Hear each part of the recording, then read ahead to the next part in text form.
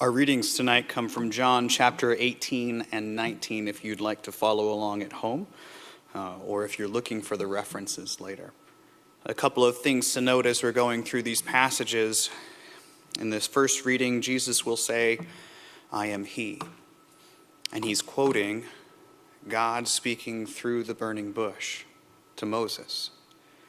So every Jew in the room or in that space would have been shook just a little bit more by his very clear statement, "I am God." I also would invite you to ponder something. Rome had a real issue with Jesus. He was messing with their taxes, gathering in large amounts, and for a place that was known for its rebellions and its civil wars, they would have been worried. So one of the things that I've read lately has suggested that the whole time Pilate is acting as though it's not his will they're doing, that he's actually lying the whole time. And the Jewish folks are following along for one big reason.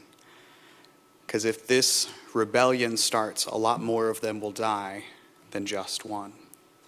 And this fits actually very well as a faithful reading and understanding as the story goes through, because Pilate makes a special point at each of the locations of Jesus's, the sections of his trial, to make it so that the Jews see it as their fault, as their leaders do this to try and save the city. 60 years after Jesus' death and resurrection, Rome finally does sack Jerusalem. Jesus saw that coming as well.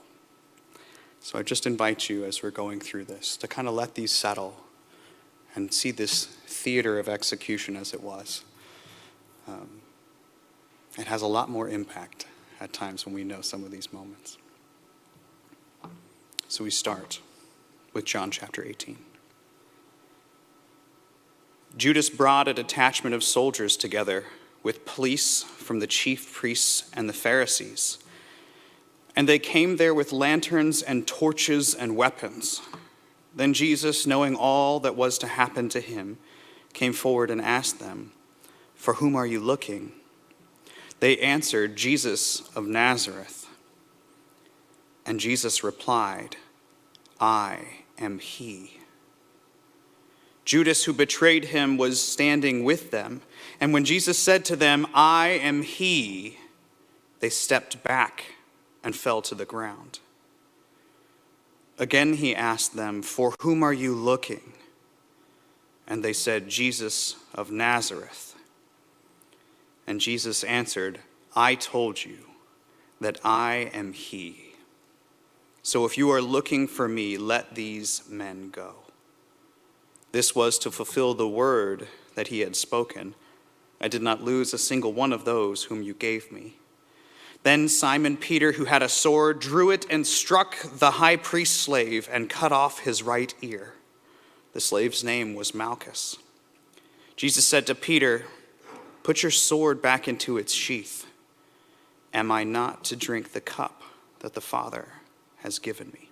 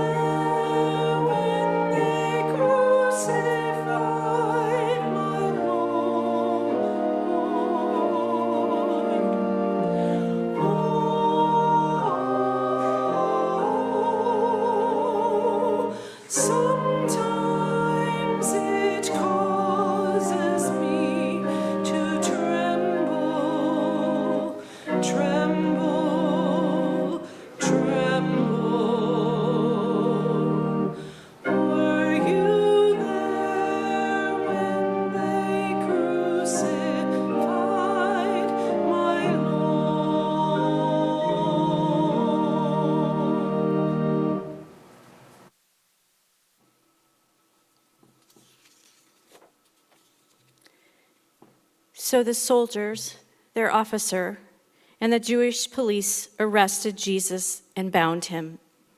First, they took him to Annas, who was the father-in-law of Caiaphas, the high priest that year. Caiaphas was the one who had advised the Jews that it was better to have one person die for the people.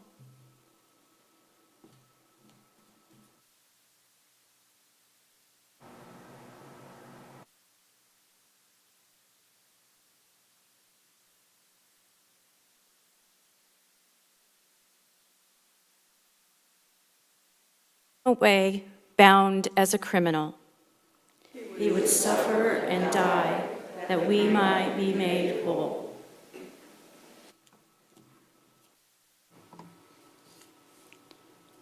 Simon Peter and another disciple followed Jesus. Since that disciple was known to the high priest, he went with Jesus into the courtyard of the high priest. But Peter was standing outside the gate. So the other disciple who was known to the high priest went out, spoke to the woman who guarded the gate, and brought Peter in. The woman said to Peter, "You are not also one of this man's disciples, are you?" He said, "I am not." Now the slaves and the police had made a charcoal fire because it was cold, and they were standing around it, warming themselves. Peter also was standing with them and warming himself.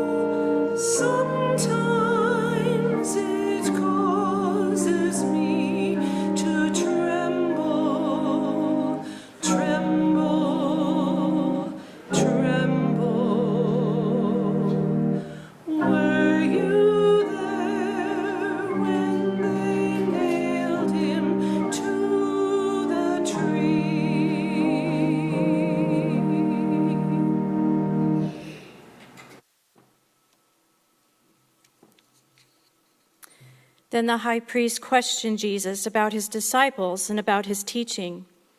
Jesus answered, "I have spoken openly to the world. I have always taught in the synagogues and in the temple where all the Jews came together. I have said nothing in secret. Why do you ask me? Ask those who heard what I said to them. They know what I said." When he had said this, one of the police standing nearby struck Jesus on the face, saying, "Is that how you answer the high priest?" Jesus answered, "If I have spoken wrongly, testify to the wrong. But if I have spoken rightly, why do you strike me?" Then Annas sent him bound to Caiaphas, the high priest.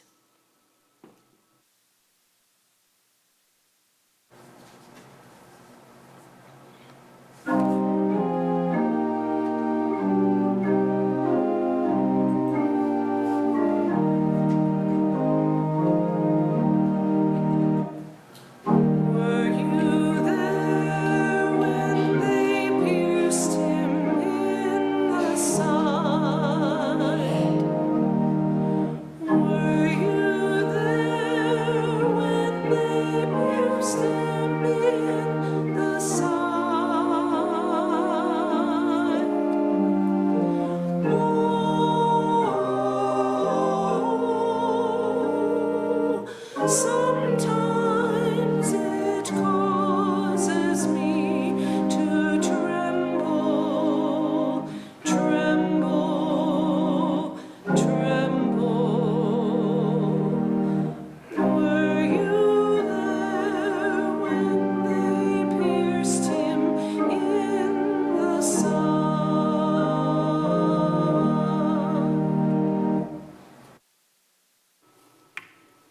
Now Simon Peter was standing and warming himself, and they asked him, You are not also one of his disciples, are you?" He denied it and said, "I am not." One of the slaves of the high priest, a relative of the man whose ear Peter had cut off, asked, "Did I not see you in the garden with him?" Again, Peter denied it. And at that moment, the cock crowed.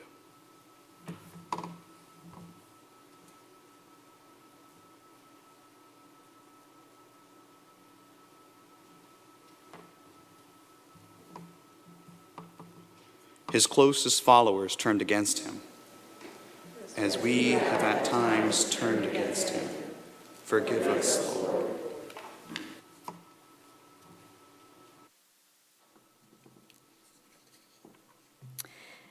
Then they took Jesus from Caiaphas to Pilate's headquarters.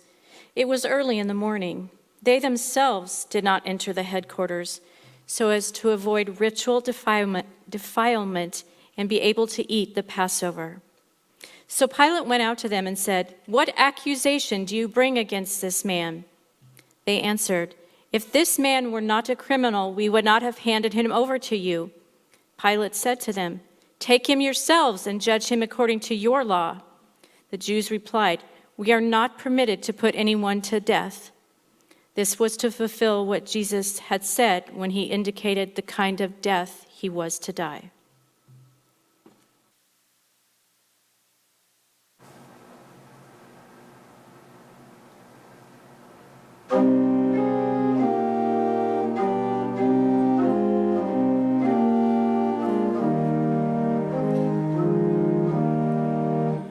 Were you there when the sun refused to shine?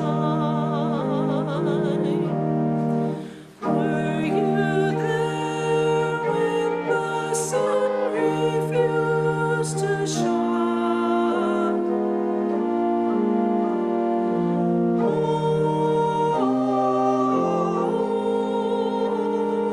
sometimes it causes me to tremble, tremble, tremble.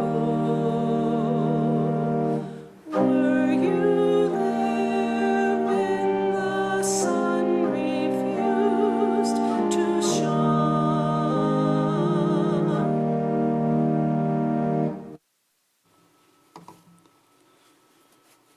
Then Pilate entered the headquarters again, summoned Jesus, and asked him, "Are you the king of the Jews?" Jesus answered, "Do you ask this on your own, or did others tell you about me?" And Pilate replied, "I am not a Jew, am I? Your own nation and the chief priests have handed you over to me. What have you done?" Jesus answered, "My kingdom is not from this world. If my kingdom were from this world, my followers would be fighting to keep me from being handed over to the Jews.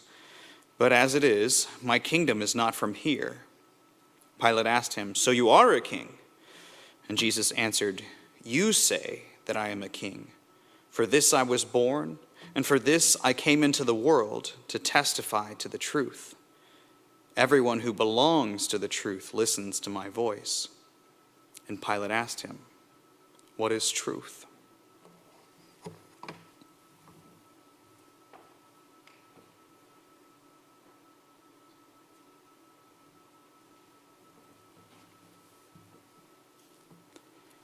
They handed him over to Pilate that they might have him crucified. Christ admitted his kingship and spoke only truth.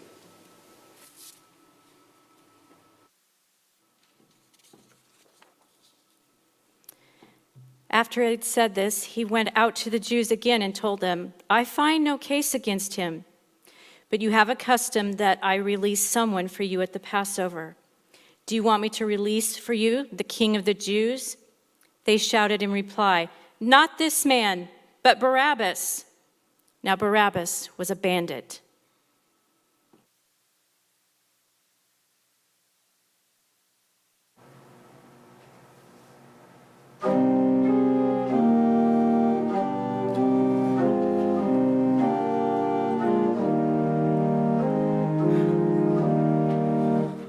Were you there when they laid him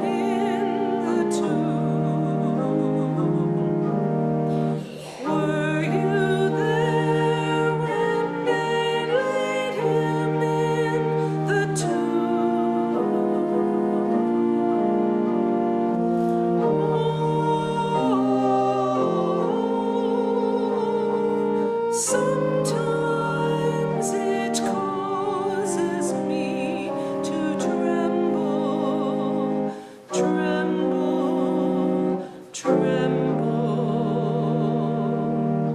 Were you there when they laid him in the tomb?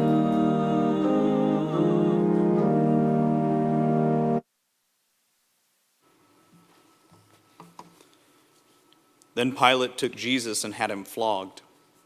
And the soldiers wove a crown of thorns and put it on his head, and they dressed him in a purple robe. They kept coming up to him, saying, "Hail, King of the Jews!" and striking him on the face. Pilate went out again and said to them, "Look, I am bringing him out to let you know that I find no case against him." So Jesus came out, wearing the crown of thorns and the purple robe. Pilate said to them, "Here is the man." When the chief priests and police saw him, they shouted, "Crucify him! Crucify him!" Pilate said to them, Take him yourselves and crucify him. I find no case against him." The Jews answered him, "We have a law, and according to that law, he ought to die because he has claimed to be the Son of God." Now when Pilate heard this, he was more afraid than ever. He entered his headquarters again and asked Jesus, "Where are you from?" But Jesus gave him no answer. Pilate therefore said to him, "Do you refuse to speak to me? Do you not know that I have power to release you and power to crucify you?" Jesus answered him, "You would have no power over me unless it had been given to you from above. Therefore, the one who handed me over to you is guilty of a greater sin."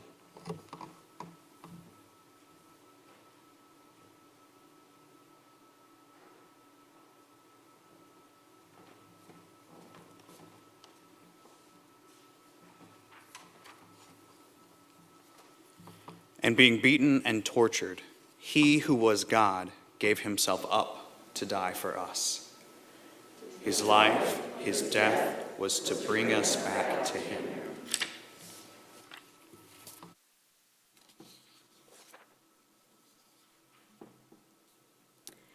From then on, Pilate tried to release him, but the Jews cried out, "If you release this man, you are no friend of the emperor.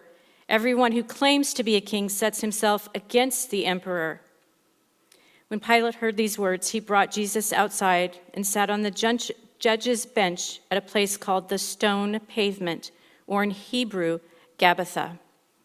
Now it was the day of preparation for the Passover, and it was about noon. He said to the Jews, "Here is your king." They cried out, "Away with him! Away with him! Crucify him!" Pilate asked them, "Shall I crucify your king?" The chief priest answered, "We have no king but the emperor."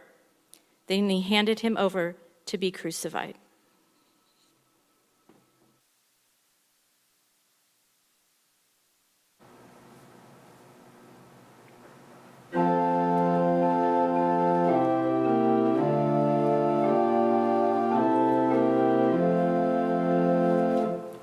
When I survey the wondrous cross on which the Prince of Glory died, my richest gain I count but loss, and pour contempt on all my pride.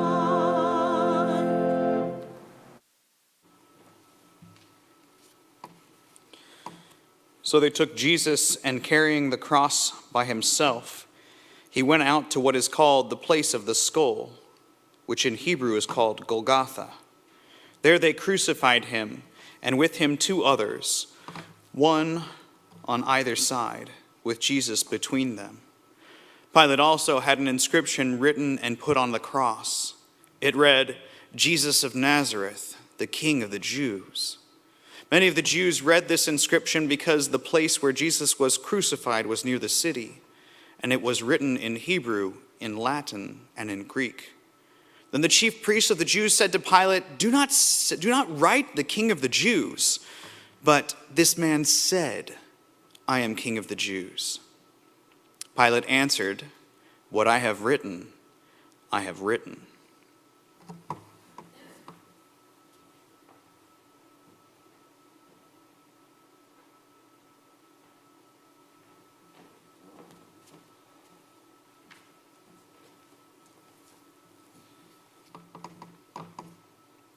they lifted him up for the last time to suffer upon a cross. For us he died to make us whole again.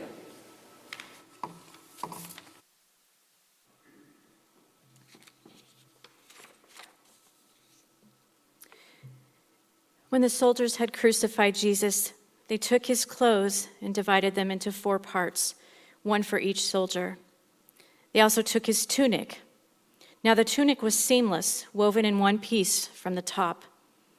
So they said to one another, "Let us not tear it, but cast lots for it to see who will get it."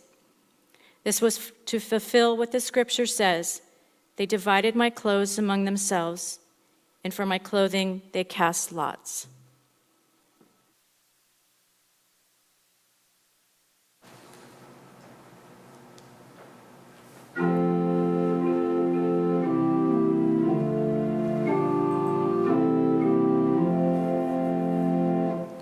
Forbid it, Lord, that I should boast, save in the death of Christ my God. All the vain things that charm me most, I sacrifice them to his blood.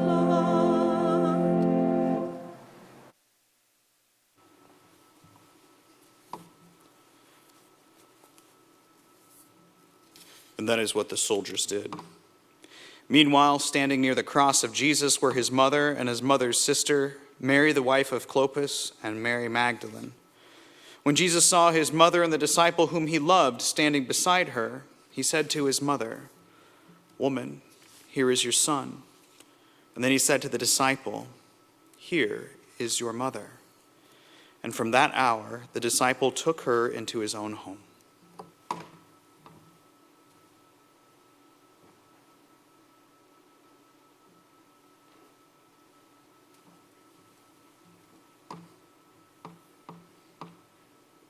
He looked upon his mother's face one last time. He lived and died for us.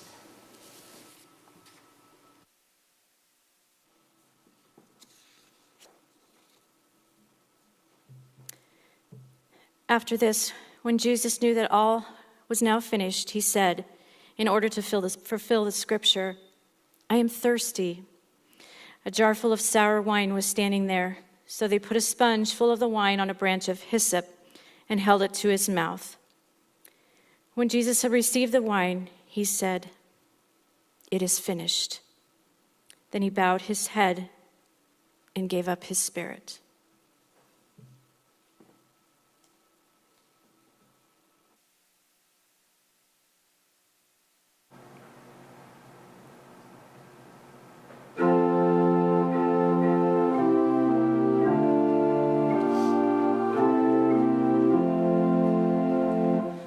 See from his head, his hands, his feet, sorrow and love longing cool down. Did e'er such love and sorrow meet? Thorns compose so rich a crown.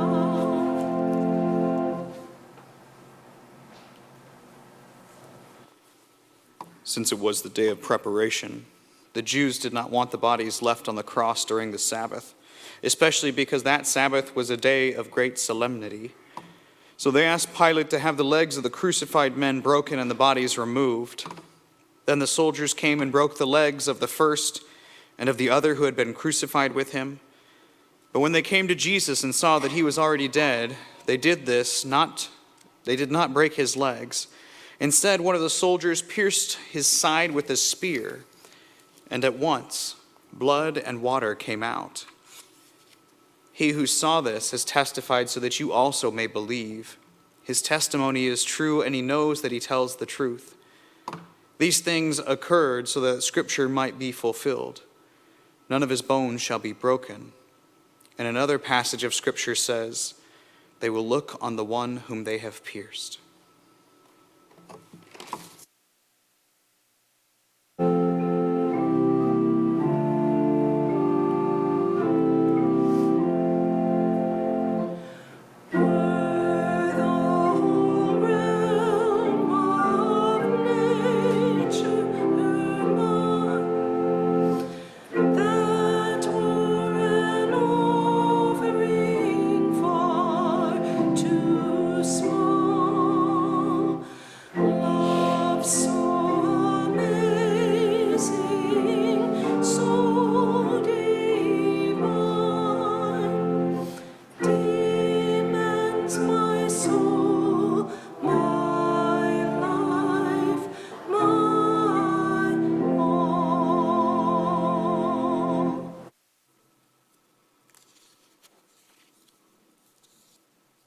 After these things, Joseph of Arimathea, who was a disciple of Jesus, though a secret one because of his fear of the Jews, asked Pilate to let him take away the body of Jesus.